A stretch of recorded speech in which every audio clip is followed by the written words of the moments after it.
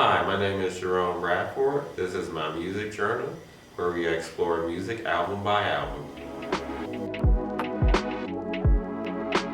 We'll let you go to the concert. Why was that? Just jump right into it.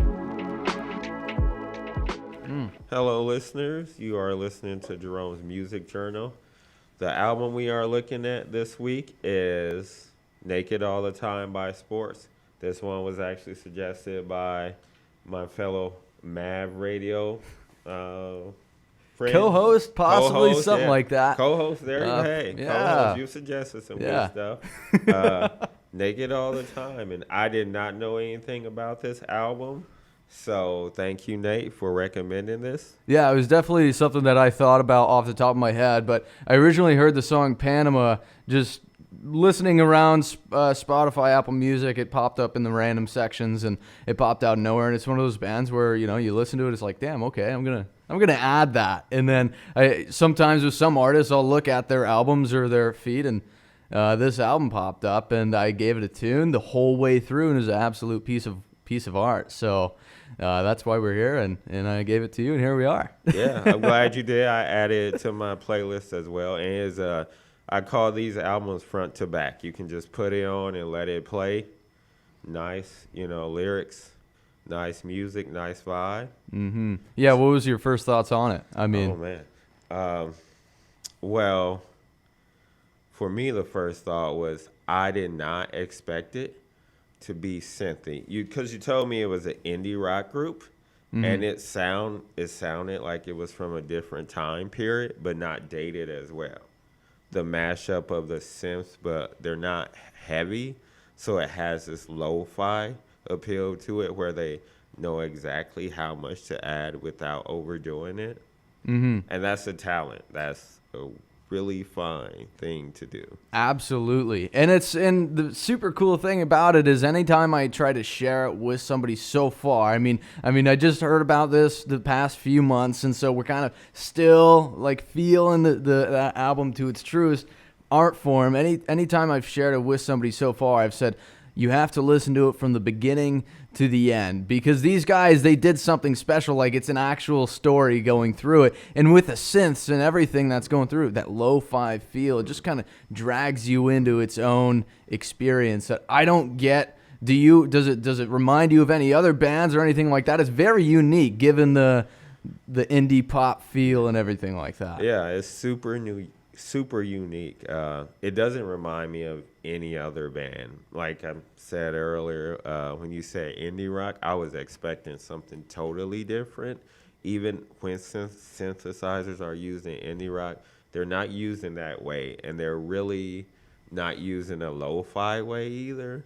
So, it's not dated. I feel like this album is not from any time period, and it's definitely a album you need to play from start to finish. And that's rare in this era because we live in the era of iTunes, TikTok, where bands focus on the hit. For them to take that route, that artistic, I want to create an album masterpiece, a real work of art. That was brave. Yeah, and the cool thing is you can even pull singles out of it. Like Panama can stand alone by definitely. itself. I mean, that's exactly how I heard of it, was a standalone song like that. And it can. I mean, it does, and they do it well. But when you put it into the album as well, it just kind of meshes straight through together too. How special is that? I mean, you're talking about the indie pop like genre. There are many artists that just want to make that one great single, and then all the other songs is like, what's going on here? It's like, what's going on? But like finding something like this that's so special is super cool about it, So let's see. Would I really, again, going with the indie rock genre, what's your take on, you listen to the genre in general, or what's your take on that? And then you never heard of this song, these guys are under the radar, anything like that? I do. I listen to the genre. I listen to a little bit more of the Dinosaur Jr. Super Chunk indie rock when it was still, the ferocious guitars or the feedback.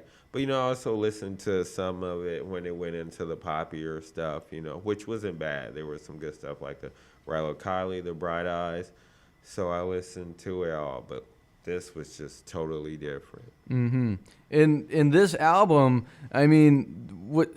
Oh my goodness! It struck me because we had discussed this right before we hit the record button, and how I went to go do a little bit of research, look into these guys, and see what in the world has been said about these guys. They have tens of millions of plays on some of their songs on Spotify, which is super cool, and that's how a lot of these rockers are going about it. But when I went to go do some research, I typed in review and there's nothing. So, Sports, you're probably out there listening to this, and we're here to give you the review and just tell you your work of art is absolutely beautiful. But how special is that? Like, you know, a band that has some community base somewhere that we don't really see, and it's hard to even find, too. Yeah, I hit the search for about 2 hours, and I still didn't find anything. I found like one tiny review, and it was in some like fan journal zine. But besides that, I mean, I didn't find anything in Pitchfork, none of that. So this is a very obscure album, but yet they have that strong fan base. And we were talking about earlier, you know, they're from Tulsa, Oklahoma. yeah, and they're playing overseas shows. That's, you know. So there's some factor in sports, which you guys are doing is super special because you have your community somewhere. I mean, of course, you have the Spotify listeners and everything, which enables you to have that overseas access. But when you're so under the radar that there's no reviews online or little to no, you know, content out there about you, you're kind of sneaking around. And when if I share this with someone, even people that listen to Tame Impala, Mac DeMarco, all these huge indie rock giants, whatever it is, they don't know who Sports is. If you play Panama, they might know the song. But how special is that to kind of, you're like, I don't know what that perspective would be like. What would it be like being under there? I think you definitely will build a strong, loyal fan base. You know, I think it would allow for, I don't know if they're playing huge stadium overseas. It'll allow you for some intimate shows, though, some definitely intimate club shows, you know, at smaller venues. Yeah, and this album is from 2015, I believe, too. So it's 7 years old, but it struck a chord inside of me. What was it like when you first listened to it all the way through, and just the feeling that it brought? Because I can explain my side and how it has like the lo-fi, as you're talking about, the poppiness with like Panama, but then there's songs like Dalton's Wish and everything like that, and Strange to Hear, and the weird synths. It just, I can't even put into words, you know, the composition of it for the level we're putting these guys on. Like, they're not on the front of the Billboard Top 100s, but their work of art, they're just as talented, aren't they? Yeah, I would say they are. I mean, just to be like, let's do synths, but let's bring in some of that lo-fi indie rock stuff. That's, I don't even know how you wrap your brain around to do that, because that's such an obscure mashup of genres, lo-fi, synth. There's even, I feel like, some bedroom pop in there too, buried in there. And it's like, yeah, they're like, let's take the three most obscure genres and make this work, and let's tell a story on that album. Yeah, I wonder if we could figure out part of it, because I could imagine a couple of ways. It's subtle all the way through. It follows the same trend. And what the thought that comes to mind is maybe they had a master track or a master sub on all the songs, so it created, like, it's almost like a filter effect, and so they created that went on all the songs and created that. But that's like, you know, to be able to pull that off is maybe we're getting at something here, you know. That's magic to pull that off, you know. That's like, we have a lot of sports fans with the Mavradio. That's like that, you know, tie game shot, like one-pointer, you know, boom, like the game is won. Like, and to pull that off, that's a feat. Mm-hmm. Yeah. Yeah, and it's Yeah. so unique and interesting, man. Yeah. So I was hesitant to even share this album out to anybody because I was at my house and I was thinking about, okay, we're gonna go and do this album. This is great. It's an absolute amazing album. I didn't even think of the name when I listened to it because I don't think the name is one thing. Like the name is one thing. Naked All the Time by Sports. And I realized that's going to be the cover of it. I mean, it says naked all the time, and it has some stigma, or does it have a stigma? What does it mean to you? If any, Let's see, at if all. any. You know, what I got from the title is how emotionally naked. I was like, okay, maybe this is an album about a guy's heart that has been broken. It's just raw feelings. You know, I either got that or maybe, I don't know, maybe this is some vulgar rap album. But you told me it was an indie rock album before, but if I didn't know that, I would be like, okay, this is an emotionally raw album, or this is just a party type album, girls fun, you know. Yeah, and is that when you see the cover art too with it? If you get that visual on there, it's very subtle in general, Yeah. but. And I like the subtle of the album cover. I think that's an art in itself. I think we don't talk about how album cover art is. It's really hard to do. Great album covers are really hard to do, but they make it. They make the album as well too. Yeah, and to really, really create it into a dynamic mending process between not just the cover art and not just the creation of the music, but mending the two together. I mean, it really, really is. I've stressed it already, and I'm going to stress it again. It's just like start to finish.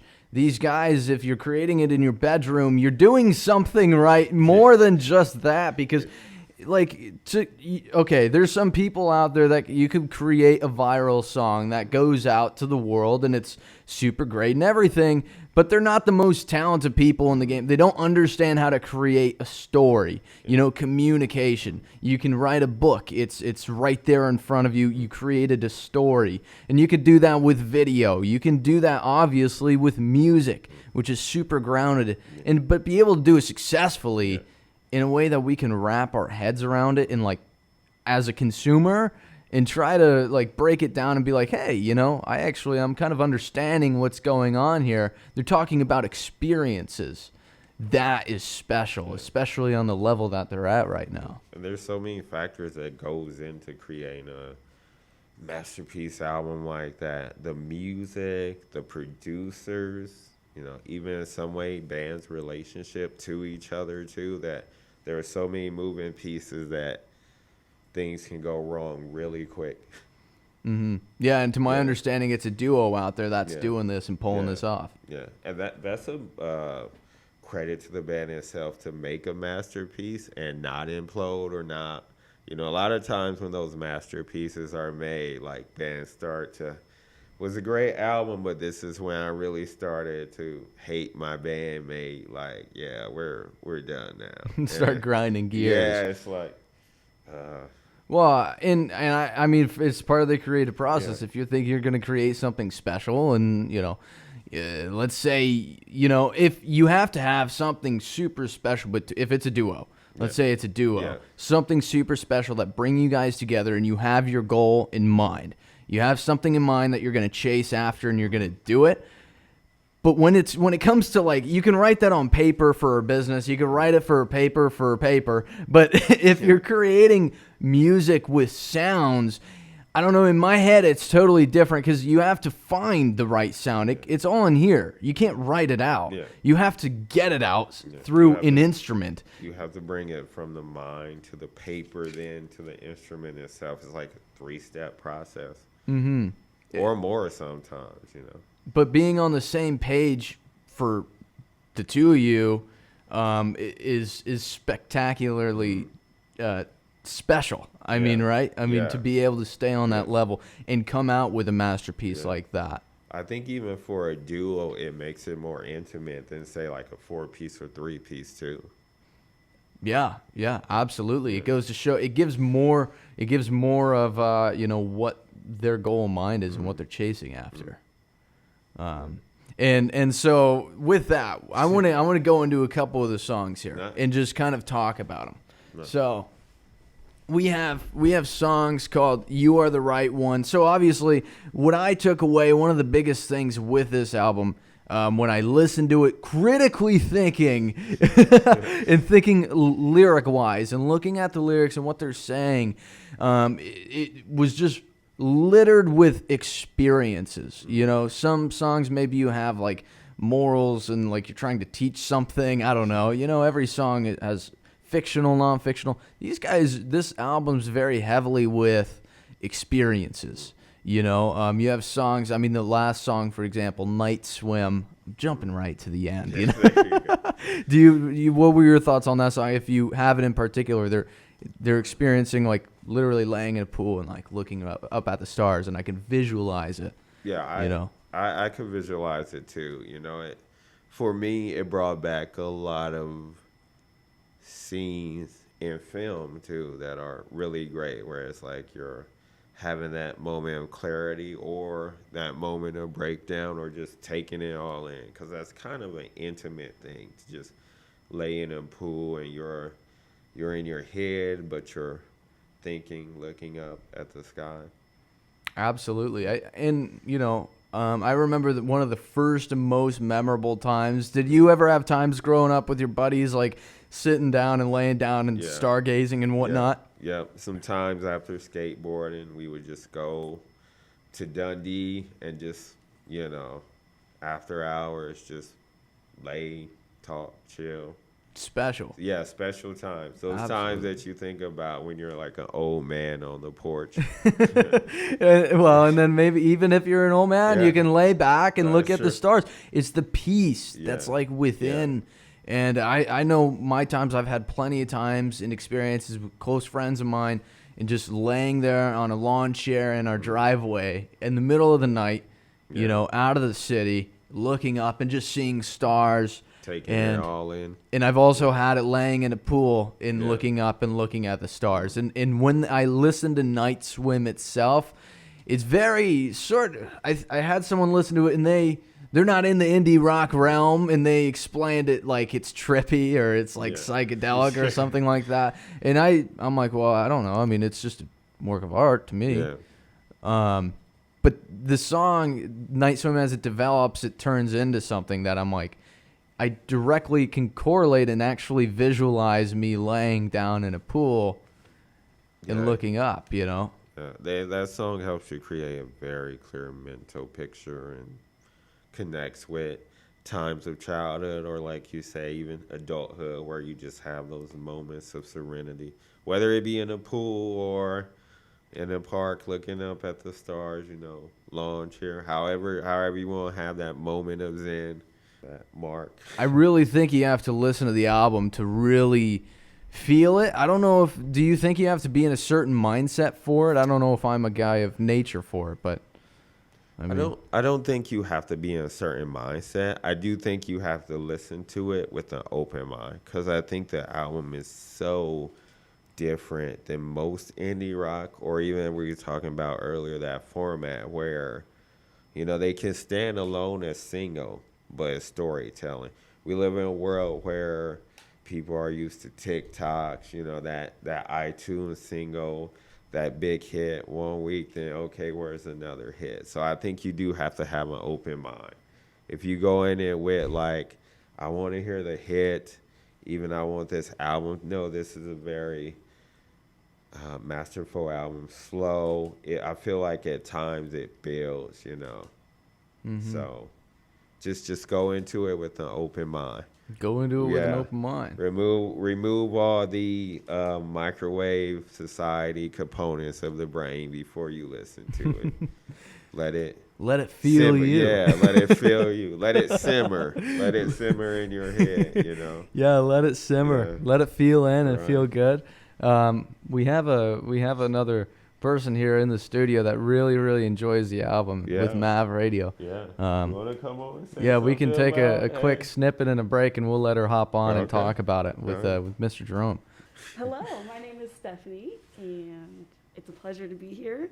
It's a pleasure to have you here. A This last is minute hop on. right. This is also the wonderful lady that helps me with the show as well. Pictures, all that. She makes me look good on the internet. It's my pleasure. Very talented. Thank you. Well, I'm glad you're doing this this album today. Nice. I Let's thank Nate again for suggesting it. I Absolutely. had no idea about this album. I didn't either, and Nathan introduced me to it. We were uploading stuff from Mavradio, and he's like, "Hey, look at this."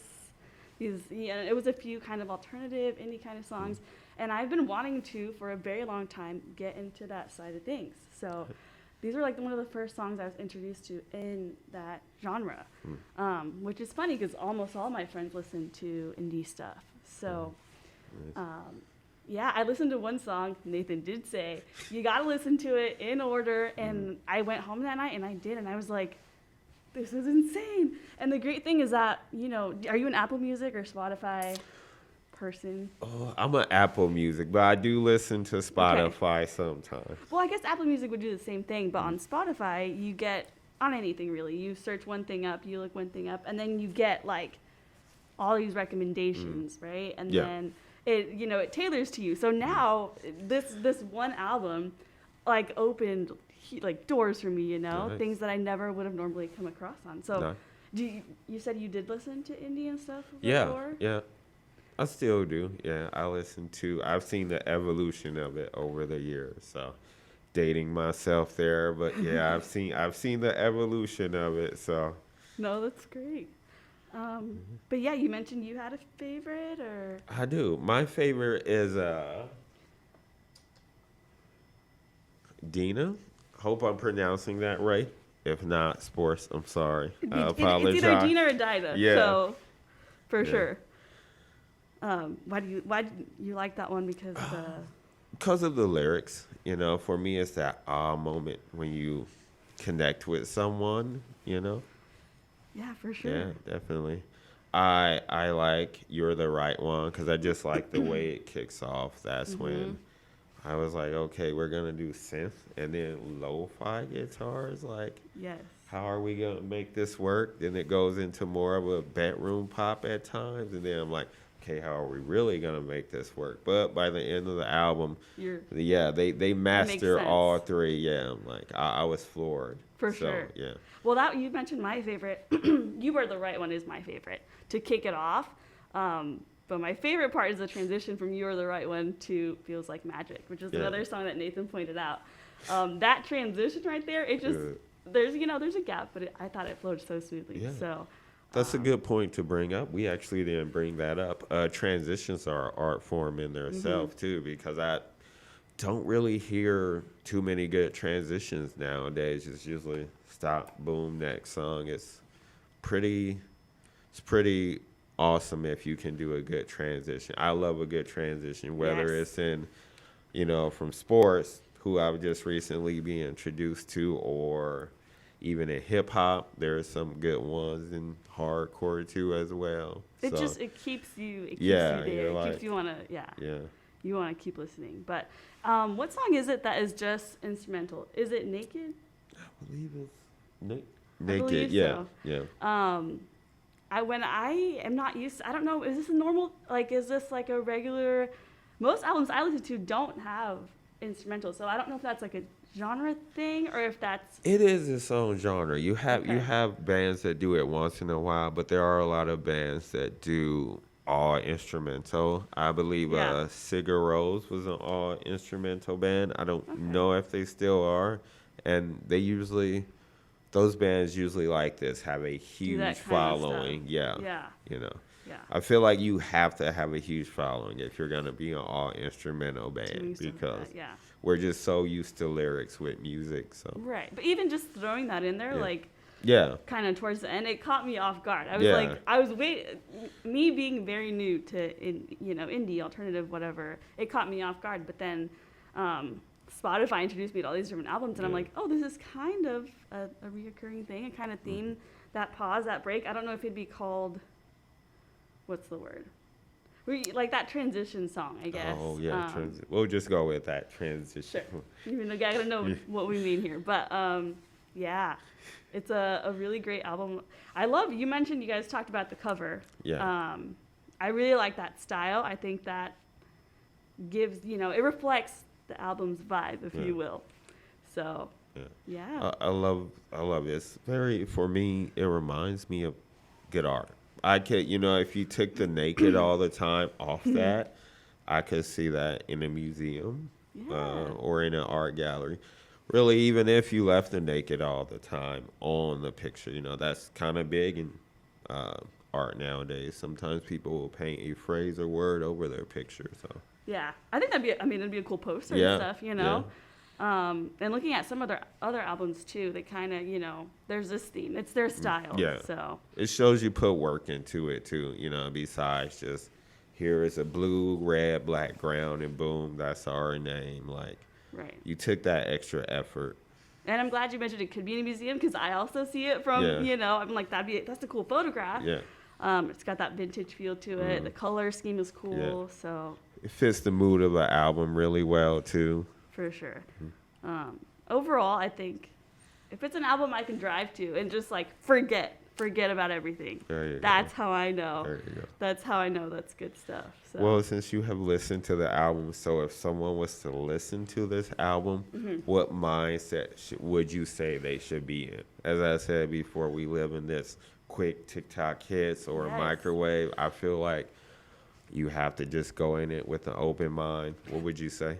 That's huge that you say bringing things up like TikTok because it's a good thing and a bad thing. You blow up on TikTok, but then maybe it's for like a week and then it's over. And like you said, on to the next trend.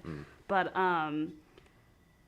stuff like this I feel like is timeless because you hear those things, like those common things that come from before. So inspiration-wise, do you do you hear that in there? Maybe people that kind of inspired that feel or where they could have drawn that from? Yeah, I definitely do. I think Nate mentioned it before. I see some Tame Impala in there. I see, I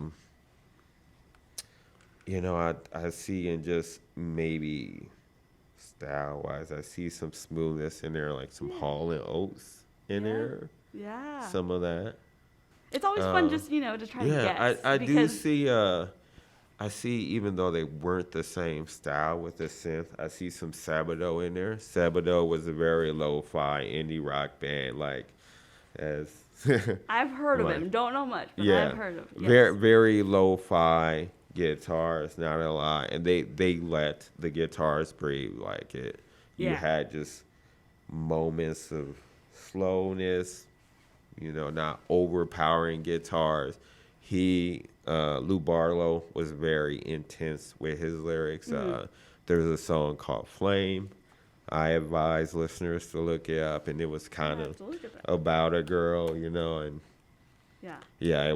it's an intense song, but it's a great song. Nice. So, well, I mean, going back to your question that I never answered, when you're listening to this, I think no matter what you're feeling, it put me in like a state of bliss. Like I said, I was driving and I listened to it at home one night, and then I listened to it in the car, and that for me just like transformed it. So it put me just in a state of bliss. I remember it was a long, stressful week, and it just put me I was relaxed, which was really nice. So whether you're in a good state of mind, a tense state of mind, whatever it may be, I think it'll bring you there, It will. Yeah. Well, I mean, like I said, when I was finished listening to this, I was glad to hear this guy's story unfold, and as Nate said, the experiences, because you do come away after listening to this album that, man, this guy has some experiences, some good, some bad. You can tell that he's reflecting on them as well. So, right. Yeah. I wonder, what it says about them as people too. Like you guys said, there's not that much stuff about them out there, you know? So I found maybe one really old interview that some guy just did on the street with a camera. Okay. And I think they might be around anywhere between 26, Yeah. 27, 28, age-wise. Yeah. So then you kind of start to think they're writing these songs about their lives, their love lives, their experiences. But I feel like, I don't know. I think it reflects on their album, but they seem like pretty like lighthearted dudes, Yeah. you know? And you wonder if it's something that's intentional too, Mm-hmm. because I think we do live in a society where artists are kind of wary of the media, you know. Yeah. Yeah. I remember I actually hear some Weekend in there. Thank you. Yes. Yeah, I hear some Weekend. For sure. When Weekend first started to get big, he would do interviews and he stopped. I remember him on Good Morning America, and I don't want to say he looked out of place, Yeah. but you could tell he was not having a good time with the interview. And so artists that come from the underground or stay very low, you have to wonder, is it maybe intentional on sports parts? Maybe Right. they don't want to give interview, because after that Good Morning interview, Weekend announced that he would be giving very few interviews. Sure. It's just kind of, it's a Yeah. whole world, I guess, that you'd Yeah. have to jump into. But Yeah. I think with their level of popularity, fame, whatever you want to call it, I think this is good, you know? And this Yeah. is how you share it. Imagine, I wonder what they Yeah. would think knowing that their album was shared, Yeah. you know, by word of mouth. Yeah, Which yeah. is insane. Yeah. Because I said it before, like, I'm new to this, so I wouldn't normally come across this stuff. Now it's starting to pop up, which is Yeah. great. So, yeah. Yeah, and I think that quiet fan base can sustain an artist too. You know, you look at Frank Ocean. Frank Ocean Oh. is still loved, quiet fan base. Yes. Similarities. He rarely gives interviews. You know, he did not have fun on the major labels. That's Right. why he hurried up and exited out. So Well, there's some people, I feel like they're one of the bands, and I'm like, well, I wish there was more stuff out there about them, Yeah. you know? I wish Yeah. they would get interviewed. There so, you go.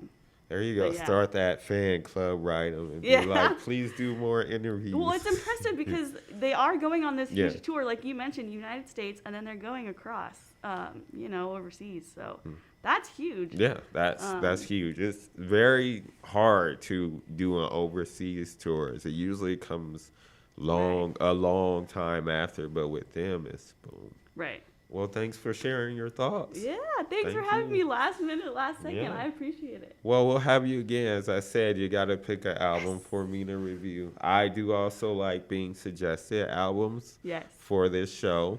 I Wonderful. added this straight to my queue after Nate suggested it. So go ahead and think of an album and we'll deep dive into it. Sweet. I will. Looking forward to it. Nice. Awesome. Okay, well, for me to close it out, I just like to say, sports.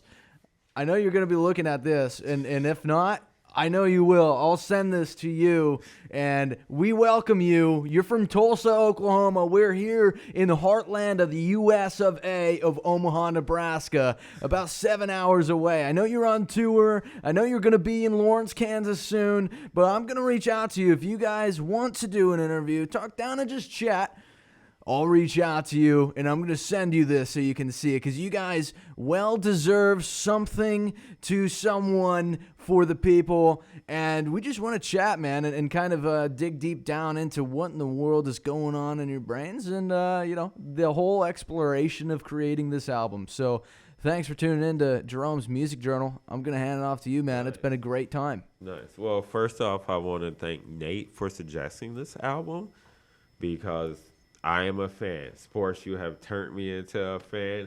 I will say, I hope you guys come here too. You guys have a fan, extra fan in Omaha. I will just close out with saying this is a great album. You know, listen to this album. You guys have made a great masterpiece, and congrats on making lo-fi, synth, and bedroom pop work together. That is truly an art form in itself. Thank you, listeners, and people, for watching Jerome's Music Journal. All right. We'll see you around. Yeah. Bye, guys.